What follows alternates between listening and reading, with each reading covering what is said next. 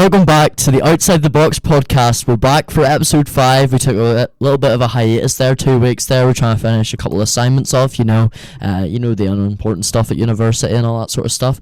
But we're back with our podcast here today. We've got a lot to catch up on. We've got our Premier League playback, talking about last weekend's fixtures. Got a couple of midweek fixtures this week as well. And obviously the last weekend of the season. We're both very excited for that this weekend. I'm so excited for Wolves' season to finish. So I have to watch that. I too am excited for Manchester United's season to finish. It has been a long one for me and you. Both very injury trodden teams. Then we got our Champions League catch up. Don't forget the Champions League happened. The 2 semi-finals last week, which saw Real Madrid and Dortmund get through to the final. So we're very excited to talk about that. Touch a little bit on the Championship playoffs and finish up with a little new feature which has been created by, well, not created by, but suggested by our friend James Burns here, which is a player's path quiz. So we've got 3 each, and we will go through that at the end of the show, and that'll finish us off. But James, how have you been last couple of weeks? Good, yeah. I've enjoyed the football, enjoyed the Champions League. It was nice to see Dortmund get through. We both enjoyed the Champions League, I think. Yeah, it was lovely to see Dortmund get through, and Real Madrid's the same, I was rooting for them against Bayern, to be fair. I have a soft spot for Real Madrid, even though they win everything. I give a soft spot for Real Madrid. It's hard not to like them, it's just like they're so good that... Don Carlo. I don't know, they just get so many likeable personalities, like Bellingham and Carlo Ancelotti and the like. But anyway, we'll start on our Premier League playback, James. So we had quite a few fixtures last weekend and a couple of midweek fixtures this weekend. City tightening their grip on the league with a 4-0 thumping of Fulham at the weekend and corresponding 2-0 win over Tottenham this week. What do you make of City's they always do this, don't they? They always come through at this stage of the season, just win games. Yeah. What do you make of there? Yeah, I think that was their biggest ever win at Craven Cottage, but it's expected now. And I think say his name right, Gavardiol. You probably should have practiced that beforehand. Sorry if you're listening, Gavardiol. I know he's a big fan. But he was podcast. Yeah, he was playing almost on the wing in that game, wasn't he? And I think Pep kind of made some space for him. Like the Fulham players were all tracking Foden and these players around the box, but Gavardiol had all this space on the left, and he kept getting forward, and he was really causing a problem. He's become quite a goal threat. I remember him scoring that goal against Real Madrid in the quarter-final, first leg. We both watched that in Henley, didn't we? That was quite the goal, and he's really been a goal threat since he's joined, and he's versatile. He sort of play him at left back, if not play him at centre back. He's a typical really Man City defender where he can play probably multiple positions to a degree of, well, top class level, if not world class level.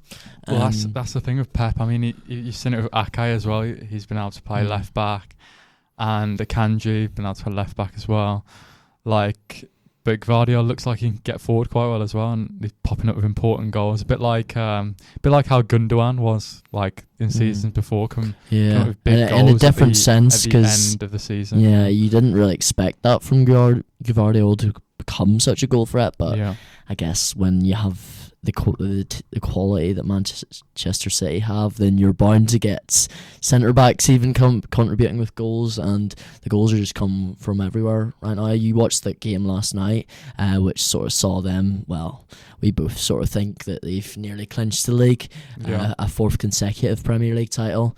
What do you make of that game last night? You said Spurs could have got something there, couldn't they? It was I watched it. It was such a weird atmosphere because you had this massive game where a lot is riding on it, but Spurs fans were absolutely dead. When they go forward, maybe there'd be a bit of cheering, but it didn't have that. The players had that edge. You could see the players of Spurs were really going for it, but the fans were never on board with it, obviously for reasons about Arsenal. But I don't know. I think maybe with the fans behind them, they could have got something out of the game, and they still could have. Like Son had that big chance, huge opportunity.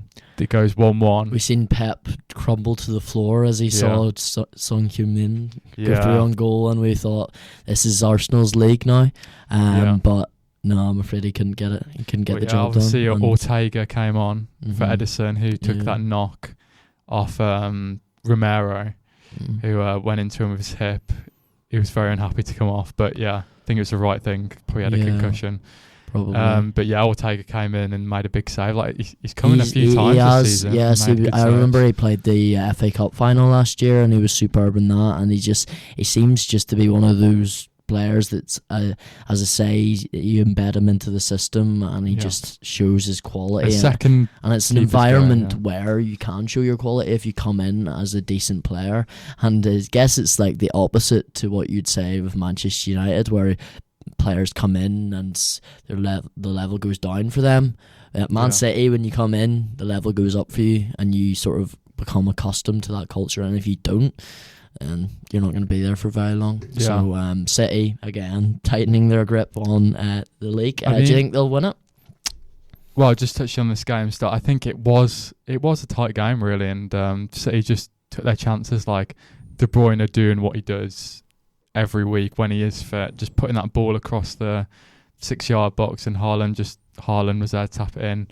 Past years has been Aguero, but Haaland this time, and then on the counter attack, Doku, who's been another great signing. Finishing it off, Doku's he's come in. It's another player you sort of speak of that comes into City and sort of just takes his game to another level. He was at RB Leipzig, wasn't he? If I'm not mistaken. I'm just he was at Rennes. Rennes, There we go. Played against Wolves in a friendly. I think he was at. Hold on, Jeremy Doku. I'm just gonna do a little bit of a fact check here. Gvardiol was at Leipzig. Let's see. I'm just checking out now. Bear with me. Yes, you're right. Rennes it was. Yeah. And he's really an unknown player. An unknown quantity, and he's come in and he's just taken that left-hand side by storm, sort of similar to what you would have seen from Leroy Sané in the past. And as we see, City again, they've done it again. Arsenal staying in it though, with that win over Spurs as well. What do you think? Whenever United, sorry, forgot. I know you don't want to say it, but it did happen, mate. Yeah, it does. Arsenal, do you think they can take it on the final day, or do you think it'll be too much for? This was the big moment last night. The last two games, the one with United was big. Arsenal had to get through that, which they did. Fair play to them. And this one yesterday with Spurs, that was the chance, I think, for the slip up. I mean, City have got West Ham on the final day. Who Arsenal have Everton. So I'm back. Two sides of probably similar, sort of similar quality. I guess West Ham are slightly better, but still not in great form. So you'd imagine both to win pretty convincingly, unless something goes wrong. Unless David Moyes can do something memorable in his last game for West Ham. I'd have to see. But that is a thing, to be fair. If the players will want to play for David, they'll want to put out a good performance. So that could potentially be a factor. But I can only see, really, City just with West Ham, nothing to play for, really. No, I mean, even Spurs last night had to win that game, so obviously they went for it a bit, and that showed, and that did help them in the game, and they still couldn't find it, even though they did play quite well. But West Ham, I don't think they're going to have enough either. I think Arsenal will beat Everton, but this is the thing. I think City have just... Well, Arsenal have a slightly better goal difference, so they're 2 points behind them, obviously, but they've got they've got a 1 goal difference, which I guess does mean a wee bit when both sides are probably going to go and, get the job done pretty convincingly. But do you think if City managed to get a draw, do you think that was...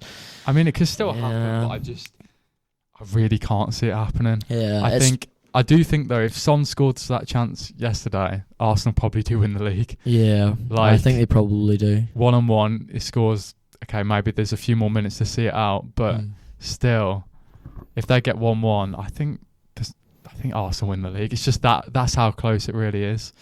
And no City have won 4 in a row here now, but last season they did run away with it. a bit in the end against Arsenal, but they've definitely had some good title races with Arsenal and Liverpool. They've had good rivals over these 4 titles for sure. Absolutely. No, it reminds me a lot of a title race a couple of seasons back when Liverpool took it to the final day against City, and then City went 2-0 down at Aston Villa. So I get sort of a bit of deja vu that could happen again. I mean, we've got another team in claret and blue that are coming to the Etihad, so you never know. I mean, it's basically the exact situation. Liverpool playing Wolves that day, and they beat us, but they, even with a win, they weren't in control of their destiny. Yeah, and you speak about Spurs not getting Champions League. Well, I'll tell you who has got Champions League. Aston Villa have gone and got that's it. Confirmed now. They managed to rescue a draw against Liverpool, a Liverpool side that's sort of floundering at the minute. Just sort of a really sort of disappointing end of the season. In terms of Aston Villa first, though, how impressive have they been this season? Yeah, I think if you're looking over the course of the season, I think probably Villa deserve it, don't they? To get just about to get 4th. I think they've been very solid. They've been consistent all season. Yeah. Whereas I think Spurs have been more up and down. Yeah, really. I'd agree. Yeah, I think Villa have been more consistent overall. But yeah, I think you've got to give all the credit to Unai Emery. Like he's galvanised that side, and he's had a lot of money spent in. I mean, you got the obvious quality. Pau Torres coming in. They had Leon Bailey, Ollie Watkins. You know, there's obvious quality, but a lot of that quality has been there since he took over. You know, he hasn't actually.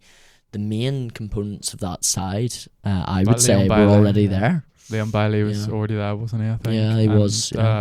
People like Morgan Rogers coming through and Jacob Ramsey. Jacob Ramsey has been an absolute revelation for them, and congratulations to Villa. In terms of Liverpool, though, just to touch on them, just as we're talking about top 4, they will finish 3rd place, but it's been a wee bit of a disappointing one for them. Do you think a wee bit of a disappointing of something that could have promised so much?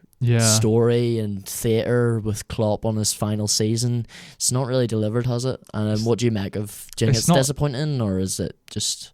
It's disappointing, but I don't think it's unexpected. Like a lot of those games, I think we were saying it before when they were still in the title race. Like Arsenal and Man City have dominated most games they're in. I don't think Liverpool might dominate, but a lot of the games they were just edging over the line. Yeah, we remember in like a sort of series of games, like against Wolves, for example, was one of them, where they would go down in games and then they would come back. Yeah, they kept doing that. And you can't really keep that up throughout the whole season, whereas Arsenal and Man City, as you say, dominate games.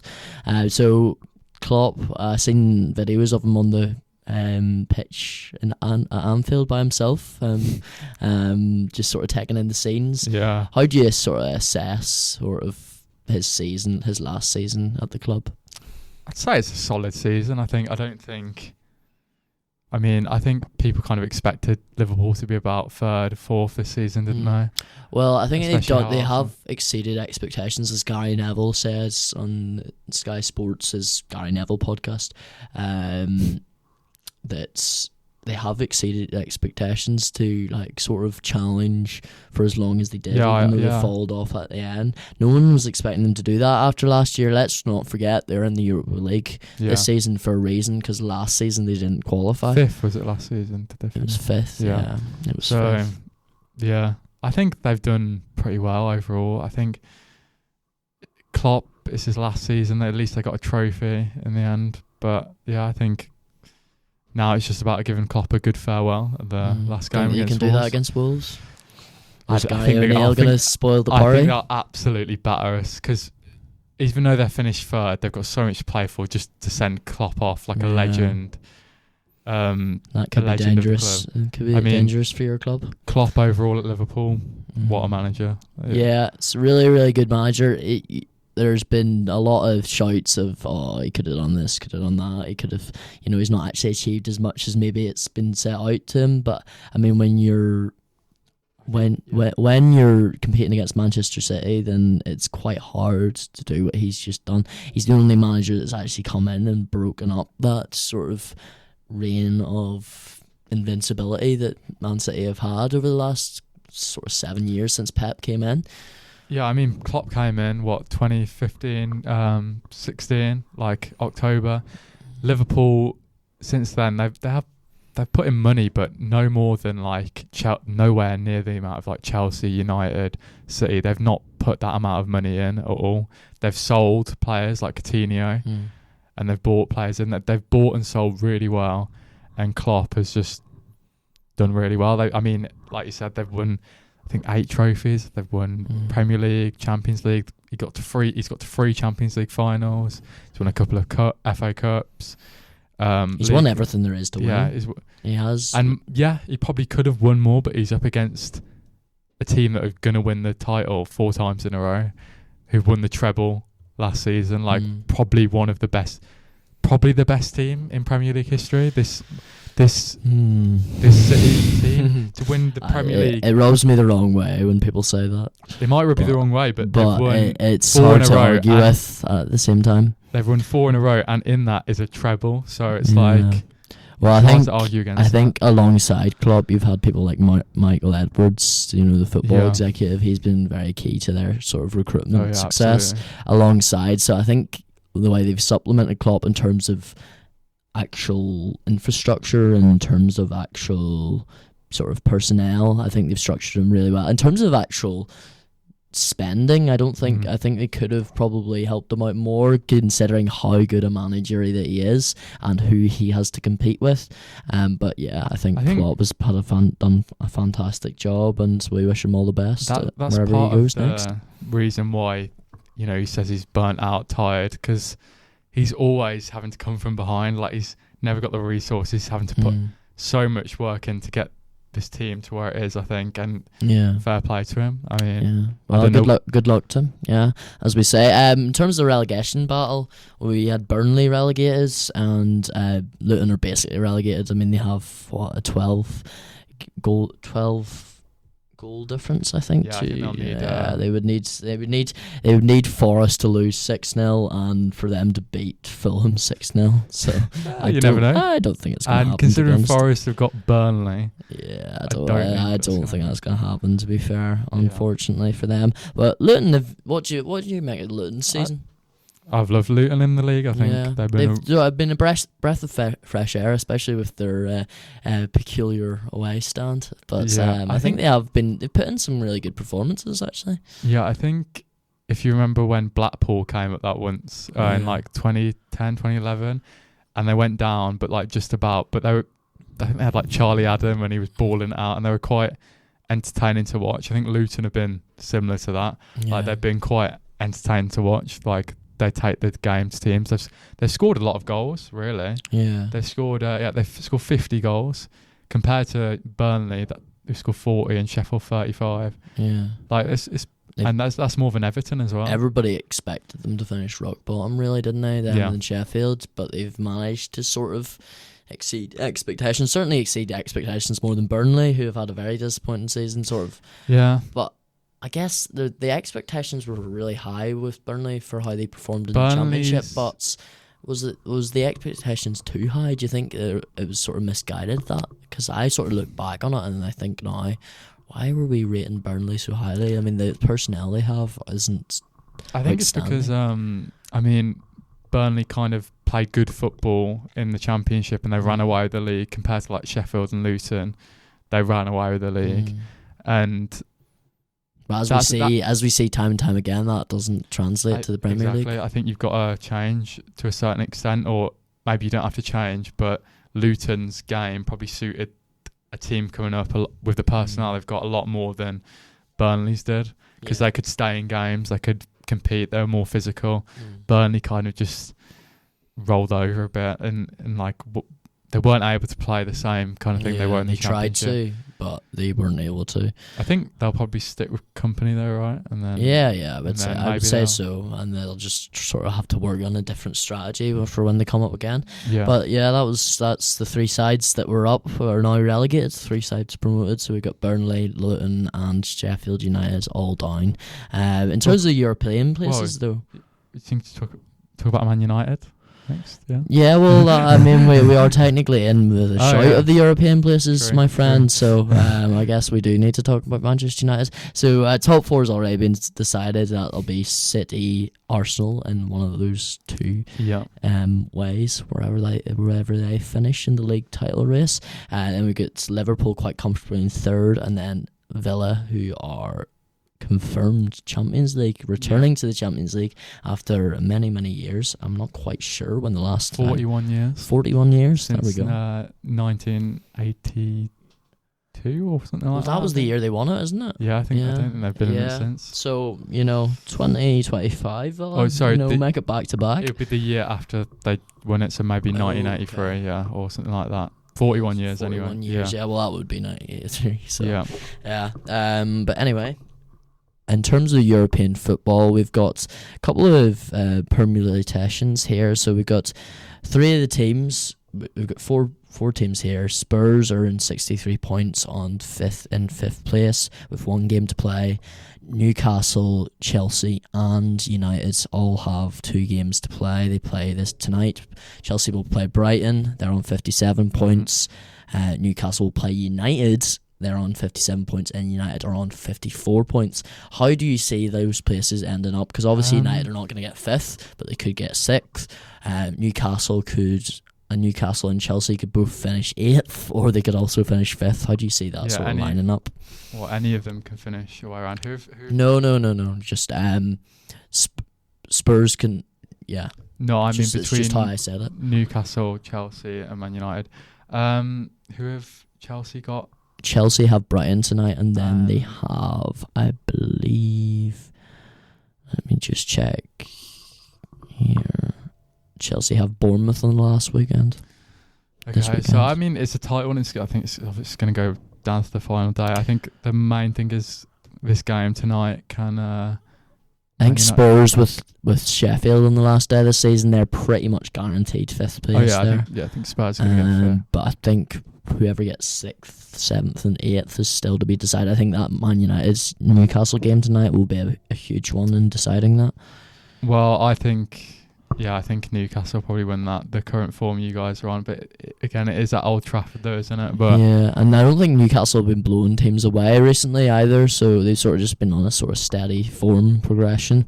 But Man United again need to bounce back, don't they? I think they made a bit of improvement against Arsenal compared to their showing against Crystal It was Palace. okay, but it was much the same as United's at every or most big games this season, where they produce a decent performance because it's against a big team, but they can't get the job done. Yeah. But yeah, how do you see those 4 places? I think probably stay kind of where it is. I think Newcastle probably comes. I think United will just miss out on Europe because I think 7th is Conference League, right, and then 6th is Europa League. Yeah. As a United fan, would you want Conference League? As obviously you probably want Europa League. Yeah. Well, I mean, it's the opportunity to win a trophy all the same, but at the same time, no, I don't want it. I take Europa League. Yeah. I don't think it's going to happen, but I take Europa League. But I wouldn't take Conference League. I just think for a club the size of Manchester United, and I know we say this is Manchester United, we're talking about quite a lot in the media, but this is Manchester United. This is who we are talking about right now. Yeah. The Conference League, with respect, is nothing to them. I think the Conference League is to European football what the League Cup is to the domestic. To a lot of teams, and Villa and West Newcastle and West Ham, sides that have never don't have the success or don't have the grandeur or do not have the size of Manchester United. I think a lot of Manchester United fans would also, a lot of them would say they'd want a trophy, but I think a lot of other ones would also say, well, I'd rather just take the season to reset and rebuild rather than have a trophy, which I don't really care too much about. Yeah. So yeah, I would probably say I'd rather stay out of the Conference League personally. Yeah, I think it's tough on it because I think a trophy's a trophy at the end of the day. But yeah, you're right. As a club, Man United, like it might push them on and help them to win more trophies. It could help. I mean, it's more European experience, I guess, for some guys, even if it's at a lower level. But yeah, no, I think just take the season to reset. The introduction of the Conference League has made the Europa League standard a bit better, because you've got teams that weren't in that are now put into the Conference League, so that's probably a better competition to be in. Yeah, no, I do like. I quite like the idea of the Conference League. It's given a lot of clubs a good opportunity to play in Europe. Yeah, and if you can win, if you guys can get into the Europa League and challenge in that, that's a different story to the Conference League. I think the Europa League, if you could win. Yeah, Europa League, that's a good trophy. That is a good trophy, absolutely.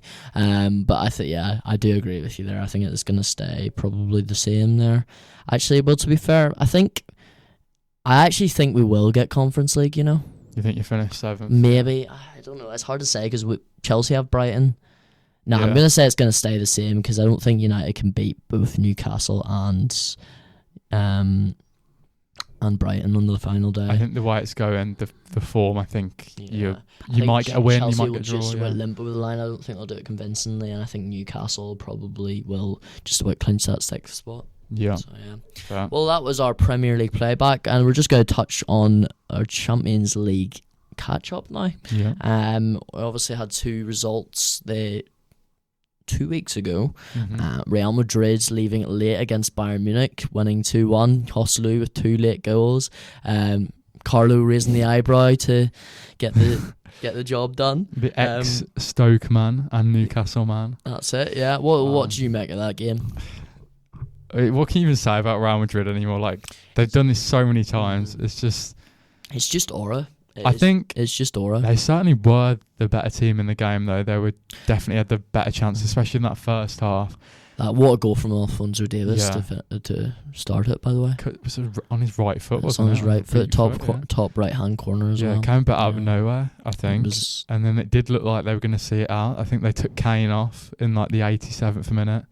And then Joselu went at the other end, equalised. And then it was offside, wasn't it? But got given in the end, and there they are. They're free. They did it again. Yeah, no, I think they just got this, and you seen it after the first leg.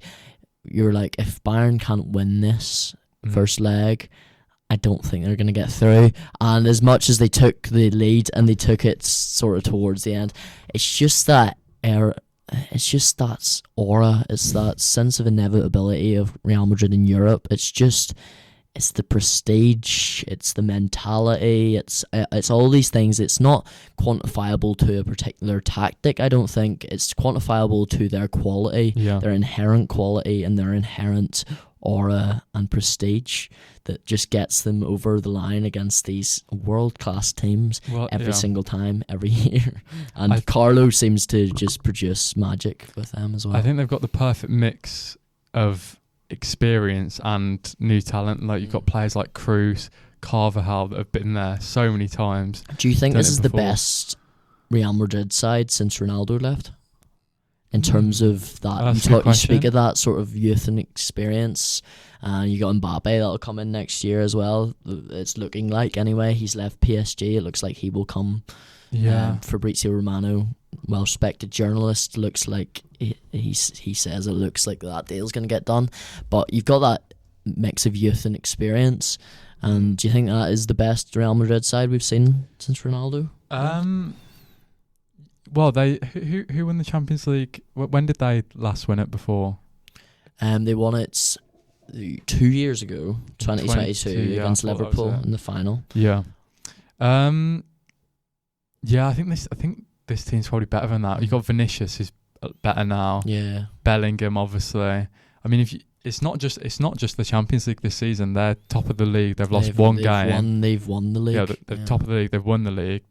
They've lost one game. They've got 93 points. So they're kind of just dominating. I mean, they didn't win the league last year. Barcelona won it. But this year they've been dominant. And they look well above. And like you say, players like Alphonso Davies, looks like he could be going there. And Mbappe.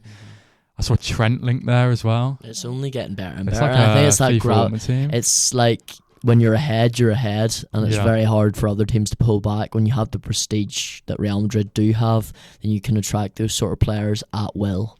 And that is exactly what they've done. I think an interesting debate around I see is like people already talking about the Ballon d'Or if Real Madrid win it. Who would get it? Like Bellingham looks front runner or Vinicius. But Vinicius probably looked better in the Champions League than Bellingham. I would say he had a bigger impact in terms of goals. Really good. Yeah, he was fantastic. But I think Bellingham overall probably maybe has had. It's quite hard to say, really, isn't it?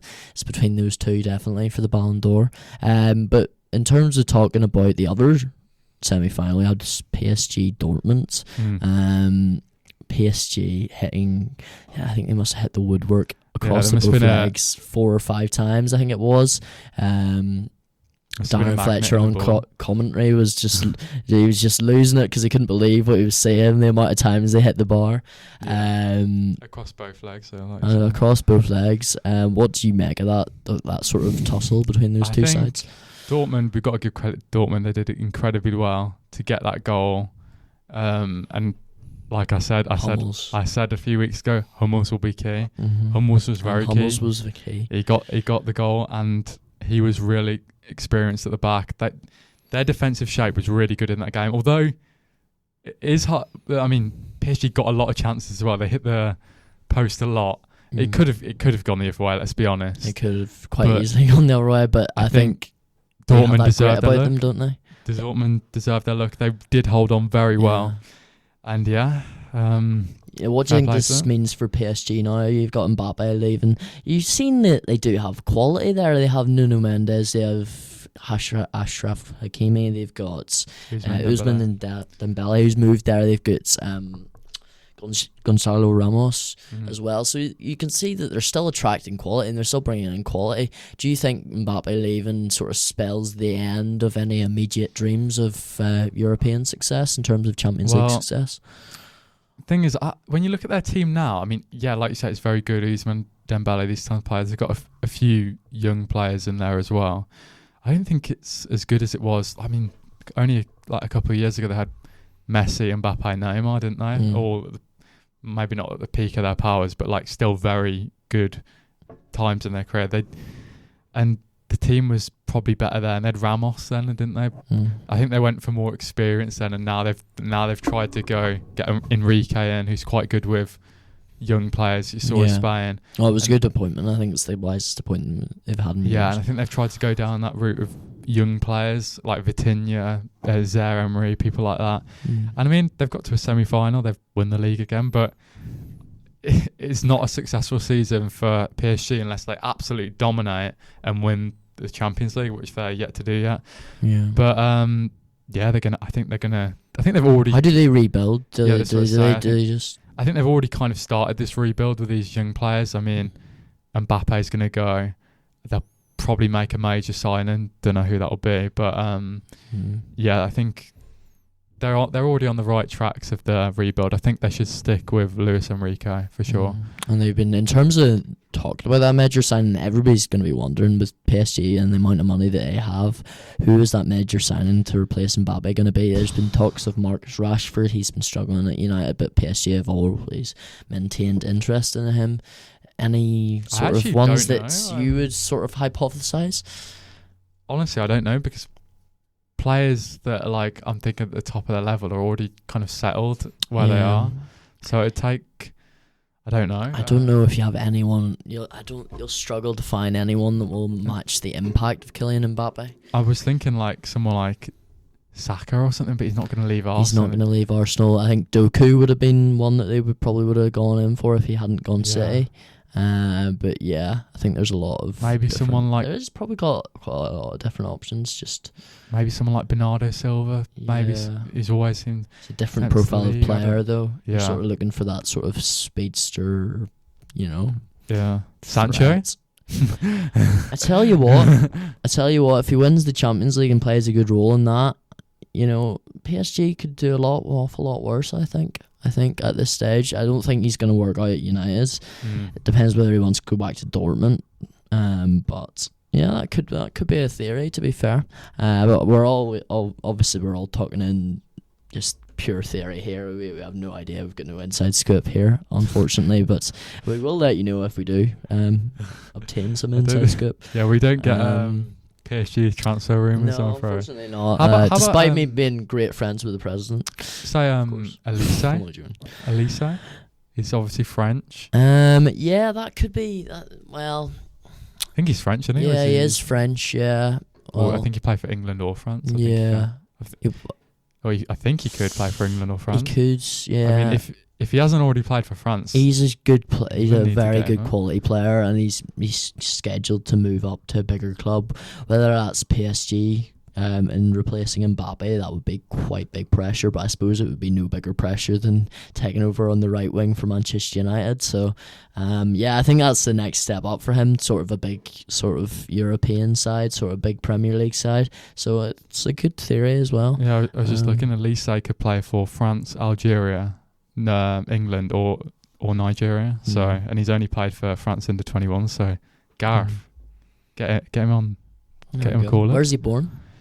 He's born in Hammersmith, London. Oh, okay. So, yeah. Okay, so it's like French heritage then? Yeah. Okay, fair enough. Right, in terms of talking about that final, we've got Jude Bellingham playing against his former side, the first season after he's left them. Wembley Stadium, 1st of June, 8 p.m. How do you see that one going? Will Madrid just make it 15, or will Dortmund spring a surprise? Well, it looks like it's going to be the Bellingham final, like you say, in England against his former club for Real Madrid. Yeah, and it's hard to look past Real Madrid, isn't it? What's the key for Dortmund and springing said surprise? Is there a particular weakness that you think they can sort of attack? I think they've just got to kind of do the same as they did against PSG.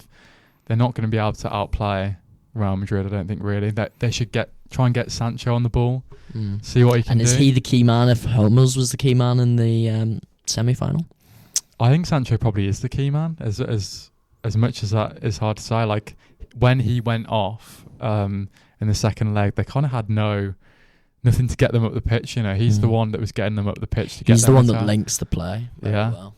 So I think Sancho probably is the key for Dortmund if they're gonna do something in this final. But yeah, I think. What way do you see it going? Real Madrid, I think. Real Madrid. Yeah, I think it'd be quite comfortable actually. I think Real Madrid looked especially comfortable in that second leg against Bayern. I know they went 1-0 down, but were they comfortable? I mean, they went 1-0 down, but you always felt like they were still in it, didn't you? And well, it's a final and anything can happen, but I guess when you're talking about a final with Real Madrid in it, then only really one thing can happen, or usually only one thing can happen. I will say I will be wanting Dortmund to win because 11 years since they're in the Champions League final. Oh no, I'd absolutely be rooting for Dortmund Royce, as well, yeah. His final season, it'd be great to see him. I think Hummels deserves it as well. These players have really good careers, and I think Julian Brandt's gone under the radar for them. He's been there for quite a number of years now. Yeah. But obviously Hummels went to Bayern, didn't they, and then came back to Dortmund, but Royce especially, that he's shown a lot of loyalty to Dortmund for sure. Could have gone Bayern Munich a couple of times, could have probably gone to Real Madrid itself. Yeah. But yeah, no, well, I tend to agree with that. I think it's probably going to be pretty comfortable. Well, yeah, I think probably like a 2-0. They'll get a goal early, and then I think maybe they'll just get that second goal in the second half and see it out and make it 15 European Cups. So yeah, that was our Champions League roundup. We're very much looking forward to that one on the 1st of June. I'm not sure if we'll be able to do a podcast actually after that. I might be away home. We'll see. We'll see, I guess. The Championship playoffs happened last week. We had 2 0-0s, 2 enthralling encounters. Leeds versus Norwich and Southampton versus West Brom. Second legs are coming up this week. We've got Leeds-Norwich coming up tomorrow night. And 2 friends of ours, I'll give them a shout out, Aidan Bridges and Benjamin Cook. I'll give them his full Benjamin Cook. I don't think that's his full name, but is it not? No, it's just Ben. Is it just Ben? Just Ben, just basic Ben. It's rather boring, in my opinion, but they're headed away off to that tonight. Aidan's a big Leeds fan, so shout out Aidan. I know he loves the sound of James's voice on this podcast. He was slandering him in spoons, wasn't he? I'll tell you what, I don't like the sound of his voice, so... Oh, okay. Yeah. She had been thrown at you, and how are you going to respond to this? Oh. Steady on. Let's not bring the girlfriends into this. Anyway, moving on. Before you get yourself into more trouble with your friends, we've also got Southampton West Brom at Titanic clash. Titanic clash. Sorry, West Brom. Not sorry. Yeah, James is a Wolves fan, so obviously he's got a vested interest in there. He wants Southampton to do that one. Do I though? I'd rather want. Would you like West Brom up so you can have that rivalry?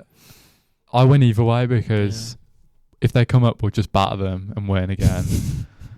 And very confident in yourself. Yeah, and then if they stay down, they're just still in the Championship. So how do you see those two going? I find it hard to not go against Leeds to get through to the final. There's third in the normal season. I think it'll be Leeds Southampton in the final, won't it? I think. Yeah. I would imagine it will be them, and then who would you see winning that one? I want to say probably Leeds, but they've kind of bottled quite a lot of things. I feel like they've been in positions where they could... It happened the last time they were down in the Championship. It's happened again, really, where they've got into a really good position and sort of lost it. I mean, if I did have to pick one team out of this four, now of all 0-0, I would pick Leeds. How about you? I actually fancy Southampton, you know. I fancy Southampton. As you say, you talk about Leeds sort of bottling it, for want of a better phrase. But I see Southampton probably getting through that playoff at this stage. And that was our Championship playoff roundup. Yeah, I'm sure we had to talk on that. The playoffs are a big thing every single year. Yeah, I think we'll important to talk about. But we'll move on to our player paths trivia quiz. I just say we'll probably talk more about the playoffs in our next podcast once they're done. Where we will have special guest Benjamin Cook on. That's our special guest. Thomas Cook. Is that his middle name? Yeah. As in Thomas Cook? Like the airline. No free promotion. they've gone under anyway. Still no free promotion. But anyway, so we'll have Ben Thomas Cook on at the weekend, so look out for that Bringing episode as well. EFL for the knowledge. EFL expert. Yeah. So we're looking forward to that. We could potentially have another special guest, but we're still sort of trying to iron out the details on that one. Stay tuned. But looking at you, Mark Baston. Yeah. No, we can't give a you put all the pressure on him now. You know. No, Mark, come on only at your own discretion. Yeah. You know, you're welcome on. But anyway, so that moves us on to our player paths trivia quiz. So do you want to explain the concept? Yeah. Of this? So the kind of concept was to pick 3 players and kind of pick 4 of their notable teams in chronological order of when they played for them. And if you guess it on the first go with the first club, then you'll get 5 points. Second club, 3 points, and third club, 2 points, and then on the final go, just the 1 point. So we'll see how difficult this is going to be.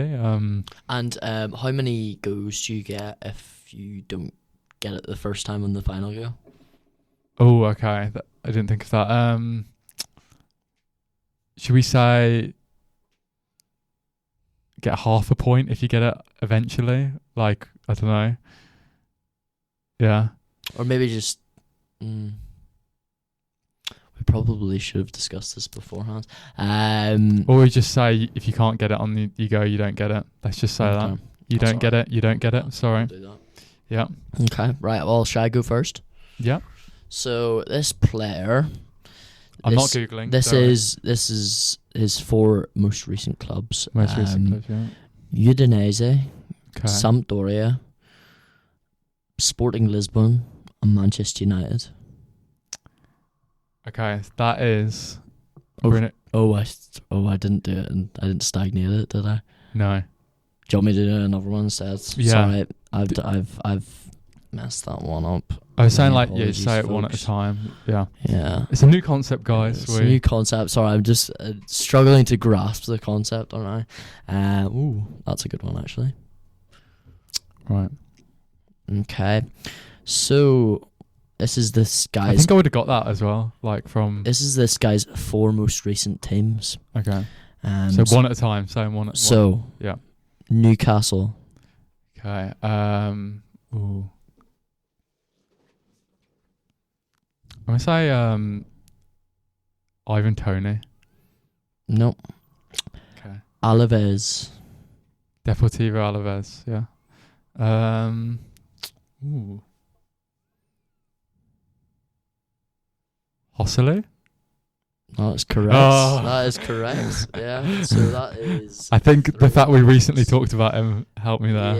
Yeah. But probably. But I had to do it on the spot because I messed up the first one. First one was Bruno Fernandes. But yeah. That is 3 points. 3 points for you. Very impressive. Very impressive. So you're going? Next one we have.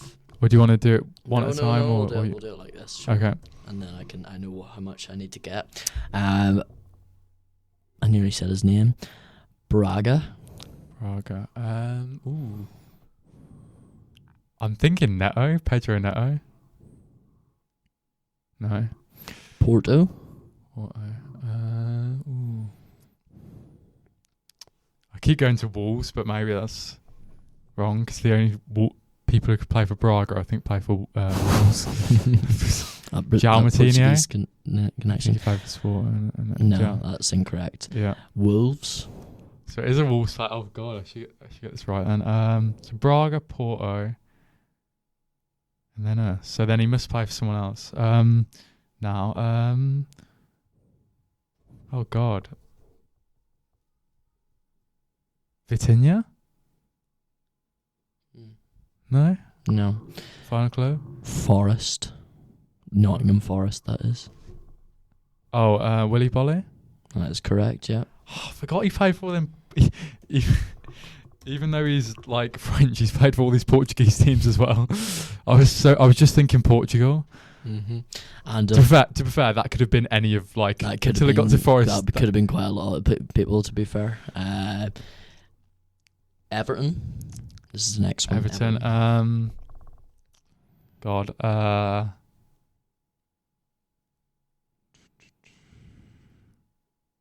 Trying to think of someone who played for Everton at the start of their career or their last 4. James Rodriguez. I don't know. James Rodriguez. Incorrect. Chelsea. Ooh.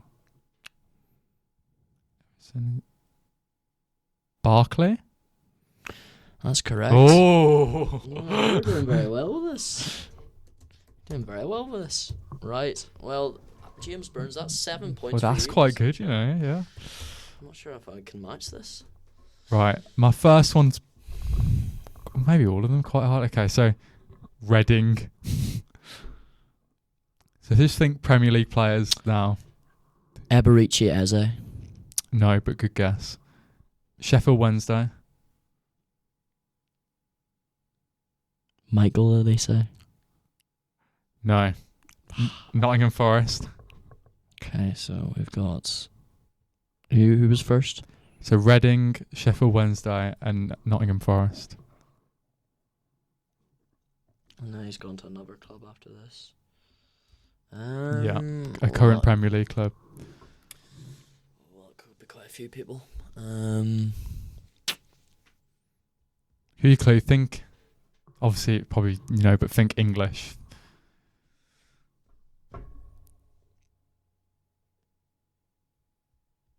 His last club was Forest.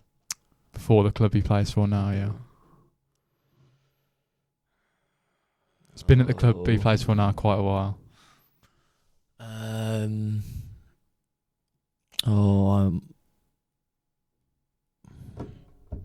honestly can't think of anyone. No, Hudson-Odoi plays for them right now. Time's ticking. Ivan Toney, I don't know. No, Mikel Antonio. West. Oh, shit. And a sword. As well. Oh no. Do you want me to find another one? Give you another go. Okay, we'll do my next one first. In the essence of fairness. We'll do my next one first. Okay. Watford.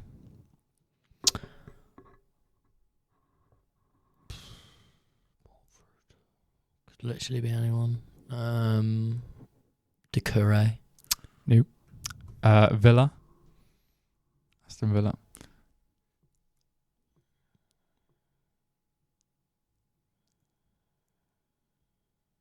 Watford, Villa.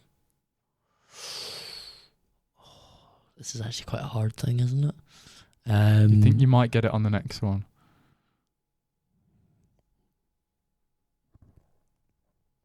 So Watford and Villa.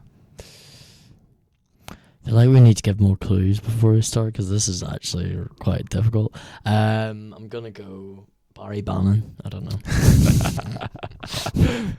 So Watford, Villa, Manchester United. Watford, Villa, Manchester United. I think it's gettable now. Yeah. I think he's played for a club after Manchester United. Okay, he's played for a club after Manchester United, but it was just on loan. And for the final one, I've skipped that.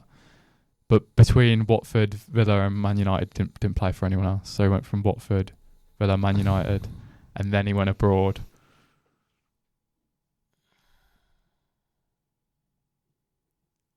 Who would we have bought from Villa? I don't remember us buying anyone from Villa. It's a while back. Oh, mate, honestly, I have no idea.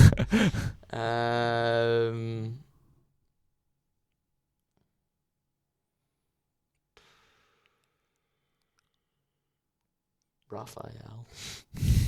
No. Next club, Everton. He's played for Watford. Oh, Villa. Ashley Young. Yep, that's it. There you go. There we go. I think, that was gettable at the third one, but still pretty hard. Probably, yeah. Okay. Yeah. Next one. Bayern. Eric. No. I didn't say anything. You said Eric. Sounds like a spicy Brazilian winger. Bayern.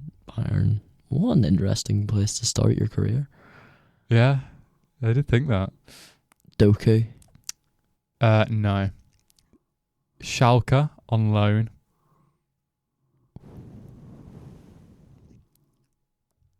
So probably thinking a German player. Have you clues not German? Oh.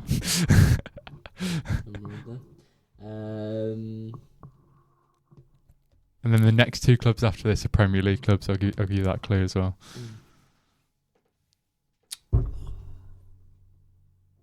These are quite hard, James. They are. I'll find my final one while you're waiting. What are you thinking? Charlotte. So we got Bayern and then Schalke. Who are you thinking? Tell me who you're thinking. I like my mind goes blank, like because there's just like a whole realm of people this could be or could not be. I can't think of anyone. So he's not. So he's likely to be Swiss or something like that. Or somewhere around there. So Bayern, Schalke on loan. So he didn't really make it at Bayern then. Poor boy. Unlucky. I reckon you might get it on the next one. So if you want it. Yeah, I give up. Yeah. Southampton. So Bayern, Schalke, Southampton. When they were in the Premier League, play for Southampton. And then there's another. Say James Ward-Prowse. And started his early career at Bayern with the Schalke loan. The short loan to Schalke. Southampton. He's not German. He's not Swiss. Jan Vestergaard. No, but you're on the right. You're on the right lines. Okay. Spurs. Oh, Højbjerg. Yeah, that's it. That's it. Yeah. Always gonna get it on the last. Okay, I found another one. So I have to get it first time to draw with you. Oh. Okay, You're far too good at this. Yeah, Flamengo. Not Flamingo. Flamengo. The Brazilian team, okay, not thanks. the bird. Thanks. I thought you played for the Flamingos as in the bird. So I'm thinking Brazilian. Mm-hmm. Obviously. He is Brazilian, yeah. I'm thinking a big, tall animal. The pink one. The pink one. No,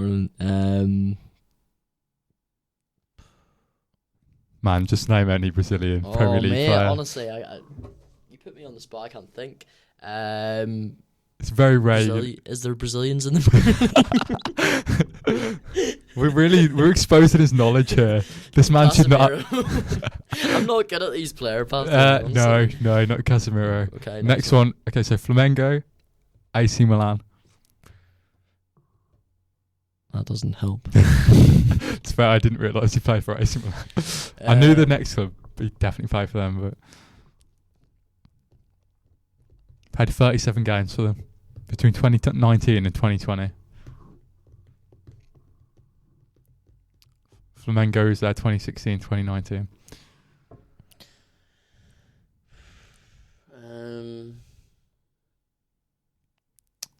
I can't. Is Phil Coutinho still? Is that your final answer? Yeah, I can't. My mind has gone blank. I cannot think of any Brazilian. I had to think of some Brazilians. This is shocking. So there's loads at Man United. Well, at least I can think of another one at Man United. Anthony. No, it's not the alleged. Okay, I'm not going to go there. No, and then, okay, so after AC Milan, 2020, 2022, went to Lyon. So he's played for Flamengo, AC Milan, and Lyon. And Malo Gusto. No. Is he even Brazilian? Yeah. Okay. And okay, final guess, West Ham United. Oh, Paquet. Literally, mate, honestly, like, it's so bad, but I literally couldn't think of any Brazilian Premier League footballers. Okay, so I mean, you got everyone. I got every single one of them, but it took me a while. Yeah. Fair play. I think I did quite well. That was a poor showing for me. I do apologise. But yeah, that was our player paths quiz. I think we're a bit ironing it out. Good segment. Oh, that was good. It's got potential, James. I'll give you that. We'll have to hear what people think. Yeah. Drop it in the comments section. Drop us a wee rating on Spotify as well. As long as it's 5 stars. As long as it's 5 stars, yeah. If you think it was like 2 stars, maybe just leave it. You know, if you get nothing good to say nothing at all. You know that good saying. But anyway, exactly. I'm only joking. We promote democracy on here. Not that we're political. It's just I don't know. But anyway, that was episode 5 of the what? I was going to say what's occurring. No, that was it's right. It's not a Brazilian. It's not a Brazilian Premier League footballer. That was episode 5 of the Outside the Box podcast with Adam Gaston and James Burns. Thanks very much for listening. We will have our EFL special at the weekend with Ben Cook. Yep, stay tuned. Have to give him his governmental. Pass the pod to a friend of yours and think outside the box. And think outside the box. Yeah. Thank you very much.